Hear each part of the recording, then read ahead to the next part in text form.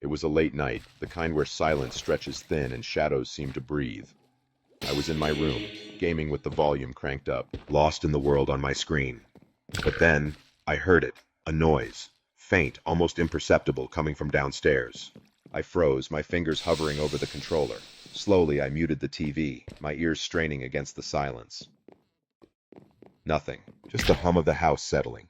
Shaking it off, I resumed my game. An hour passed. Then, the sound again, louder this time, closer. A shiver crawled up my spine. I knew I had heard something. This wasn't my imagination. I sat still, listening, my heart pounding in my ears. The noise came from the basement. I hesitated. Every instinct screamed, "Don't go down there." But I had to prove to myself it was nothing. Just the wind, maybe. Something explainable. I crept down the stairs, each step slow and deliberate, the wooden boards groaning beneath my weight. When I reached the basement door, I hesitated. Something felt wrong. The air was different. Heavy. Cold. I gripped the doorknob, twisted it, and was immediately hit by an icy breeze.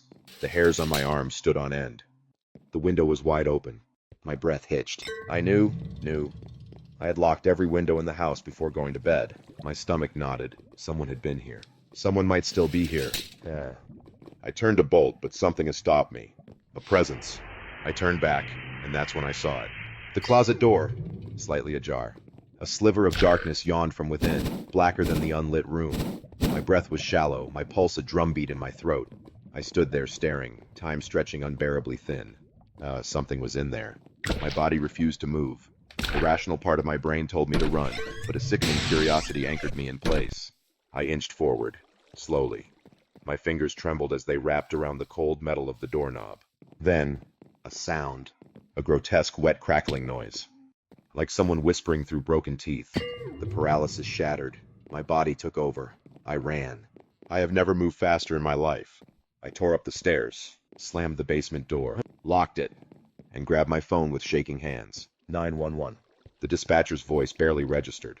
My words spilled out in frantic bursts, but I don't even remember what I said. They were coming. And then, a knock. From the other side of the basement door.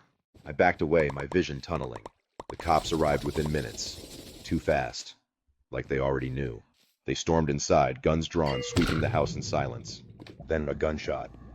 The sound sent me recoiling, my body pressing against the wall. My ears rang, my heart stopped. The next few moments blurred together. Officers emerged from the basement, dragging a man between them. His face. God, his face.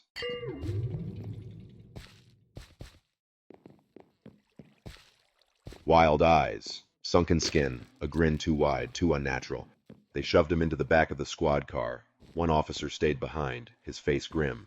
"He was in the closet," he said. His voice was steady, but I could see the unease in his eyes. "Had a gun, took a shot at us, but missed." I swallowed hard, my throat like sandpaper. I was going to open that door. I was seconds away from dying. The officer exhaled, shaking his head. "You're lucky, kid."